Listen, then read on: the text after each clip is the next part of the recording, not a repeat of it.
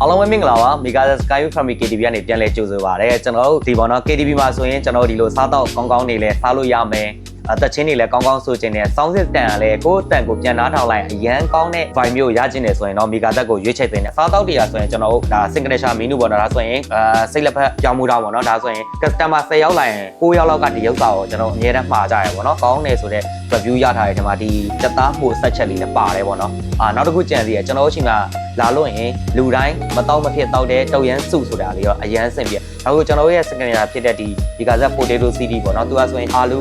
နဲ့လောက်ထားတဲ့ cheese ball လေးပါမယ်ကျွန်တော်တို့အာလူချောင်းကြော်ပါမယ်အာလူပြားကြော်ပါမယ်အာလူနဲ့လောက်ထားတဲ့ကော်ပြန်လေးလည်းပါမယ်ကျွန်တော်တို့ကတခုအားသာတာကကျွန်တော်တို့ကမန်လေးမျိုးလေကောင်မှာလည်းတည်ရှိရယ်ပြီးရင်တရားခိုင်နှုန်းသော family KTV ဆိုတော့ကျွန်တော်တို့ဘောနော်တငယ်ချင်းပေါင်းတဲ့မိတ်ဆွေတွေနဲ့ညီကိုမောင်နှမတွေနဲ့အကုန်လုံးလာလို့ရမယ်မန်လေးမျိုးဟိုတဝါကြီးကြည့်ရတဲ့အပေါ်စီးရတဲ့ကြည့်ရတဲ့ sky bar ကြီးကဆိုရင်ကျွန်တော်တို့မင်္ဂလာပွဲတွေမွေးနေ့ပွဲတွေဒင်နာပွဲတွေကုမ္ပဏီညစာစားပွဲတွေလည်းကျင်းပလို့ရတဲ့နေရာတစ်ခုဖြစ်တော့မရောက်ဘူးသေးတဲ့လူတွေလည်းရောက်ဖို့သွားအောင်လာခဲ့ပေးပါကျွန်တော်ရောက်ဖို့ပြီးသားလူတွေလည်းနောက်ထပ်ခါလာခဲ့ပြီးကိုကျွန်တော်ဖိတ်ခေါ်ချင်ပါတယ်အားလုံးကိုကျေးဇူးတင်ပါတယ်ခင်ဗျာ